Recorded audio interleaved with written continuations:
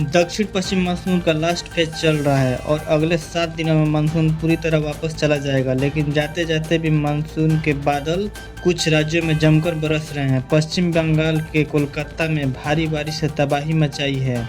वहीं अगले 6 दिनों में पूर्वोत्तर भारत, असम, मेघालय, महाराष्ट्र, पूर्वी भारत और दक्षिणी भारत में तूफानी हवाओं के साथ भारी से भारी बारिश होने की संभावना है। दिल्ली एनसीआर में अब छाते का इस्तेमाल बारिश से बचने के लिए नहीं बल्कि धूप से बचने के लिए किया जा रहा है। मौसम विभाग के अनुसार आज मौसम साफ रहेगा। दिन का तापमान 33 से 35 डिग्री तक जा सकता है, जबकि रात का न्यूनतम तापमान 23 से 25 डिग्री के बीच रहेगा। यूपी में फिलहाल तेज धूप और उमस लोगों को परेशान कर रही है। बारिश की कमी से हालात और बिगड़ गई है, लेकिन मौसम विभाग का कहना है कि 25 सितंबर को पूर्वी यूपी में बारिश हो सकती है। वहीं 26-27 सितंबर को पूरे प्रदेश में गरज चमक के साथ बारिश लौट सकती है। मौसम विभाग के पूर्वानुमान के मुताबिक बिहार के समस्तीपुर, बेगूसराय, खगड़िया, मुंगेर, लखीसराय, नालंदा, नवादा और गया में आज हल्की बारिश हो सकती है।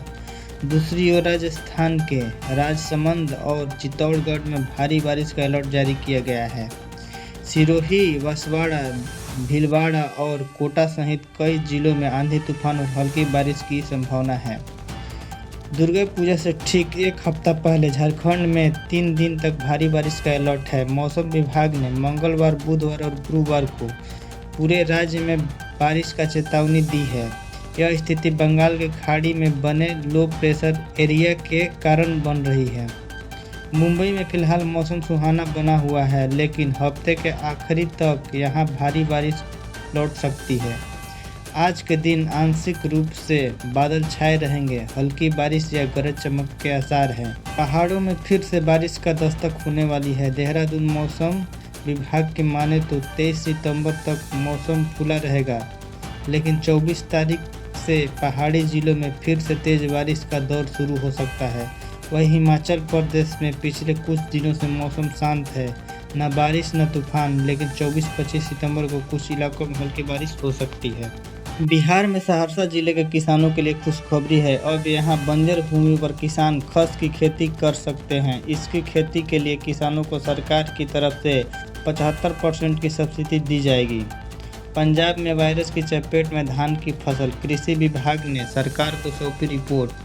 पटियाला में 7,000 एकड़ और फतेहगढ़ सहित 2500 एकड़ फसल इस वायरस से प्रभावित हुई है, जिसे लेकर कृषि विभाग ने हाल ही में एक रिपोर्ट तैयार की है। सरकार बाकी प्रभावित जिलों में भी नुकसान का आकलन कर रही है। Animal expert doctor NK Tripathi ने जानकारी देते हुए बताया कि दुधारू पशुओं को आप शहतूत की पत्तियों को सुबह शाम भूसे के साथ दे सकते हैं। लगातार 10 दिन देने से दूध उत्पादन में वृद्धि होगी। टोयोटा ने अपने MPV मॉडल रूमियन को अपडेट किया है, जिससे अब सभी वेरिएंट में 6 एयरबैग स्टैंड दिए जा रहे हैं। नए GST दौर के तहत रूमियन अब पहले से अधिक किफ़ायती हो गई है। इसकी कीमत में 49,000 रुपये की कटौती की गई है। इसके टॉप वेरिएंट में 7 इंच का touch screen, wireless Apple CarPlay और एंड्रॉयड ऑटो जैसी सुविधाएं मिल रही है। नवरात्रि के तीसरे दिन मां दुर्गा के तृतीय रूप चंद्रघंटा देवी की पूजा की जाती है। चंद्रघंटा माता का स्वरूप इनके मस्तक पर अर्धचंद्र की तरह चमकती घंटी के कारण इन्हें चंद्रघंटा कहा जाता है। इनका वाहन सिंह है और ये 10 हाथों में शस्त्र धारण करती हैं।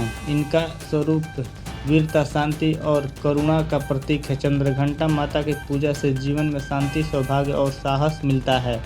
भय, रोग और शत्रुओं का नाश होता है। घर में सुख, समृद्धि और सकारात्मक ऊर्जा आती है। अब बैंक चेक जमा करने के बाद दिनों तक इंतजार करने का झंझट खत्म होने जा रही है।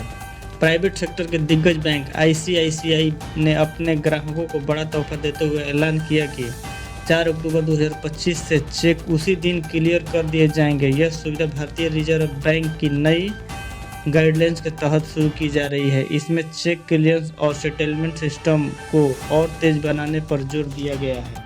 कारोबार के अंत में सेंसेक्स 57 अंक यानी 0.7% की गिरावट के साथ 82,102 के स्तर पर बंद हुआ। वहीं निफ्टी 32.85 अंक यानी कि 0.13% की गिरावट के साथ 25,169 के स्तर पर बंद हुआ।